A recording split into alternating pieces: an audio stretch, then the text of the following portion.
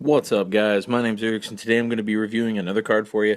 This one is something I like, but it's not practical. It's not very practical at all. But I do like it a lot. I think it's kind of cool, and in draft, it's a fine card. Other places, I don't know. It's situational, but I suppose we could say that about any card. Today's card is Pale Rider of Trostad. One in a black is a 3/3 spirit with Skulk. When Pale Rider of Trostad enters the battlefield, discard a card. Now, one of the things that really makes me like this, I'm going to start strong on this one. 2 mana for a 3/3 that when it comes to play, you discard a card. Now, that's a fair value, I think, because if you get that down in turn 2 in draft, oh damn, that's a lot of pressure and it's coming on fast. And most likely, if you're in draft, you're going to be having a few madness cards to go with it. Hopefully, you get it in your black red. If not, black has its own madness. It's not a total waste. But the only thing that's a problem for this guy in draft is getting bounced by blue, which I have done, and it was hilarious. I made a guy play it 4 times because it's all he had. So, I mean, it's one of those things that high risk, high reward, we could say. It's risky to play it. You're thinning out your own hand quicker, but it's not a bad thing. Skulk is kind of not really relevant at all because it's a 3/3, so it can be blocked by just tons of things. In standard, if anybody's still playing the Eldrazi tokens, we still have that going. Lots of small guys in draft. You got all the spirits and the zombie tokens come out as 2/2s. I mean, there's a lot of things that can block it, so it really depends, and it's not a great card all the time.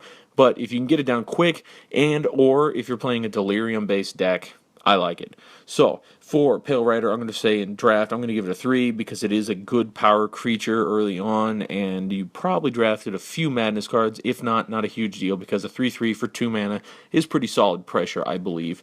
Especially getting it down in turn 2. Turn 3 or 4, not as much, but I mean, if that's what you got, it's not necessarily a bad thing. For standard, though, another 3, but that's mostly just for Delirium decks, because I don't think you're going to see this anywhere unless it's super heavy Madness or Delirium-style decks, and I have seen it played in a Delirium deck, but I've only seen one, so, Delirium or Heavy Madness anywhere else in standard, I don't think you're going to see it. People aren't going to bother. EDH of 1.5. You might see it played somewhere in a reanimation kind of thing going on, but not too likely. 1.5, pretty low. I didn't want to give it a 1 because maybe somebody's playing it in reanimation style.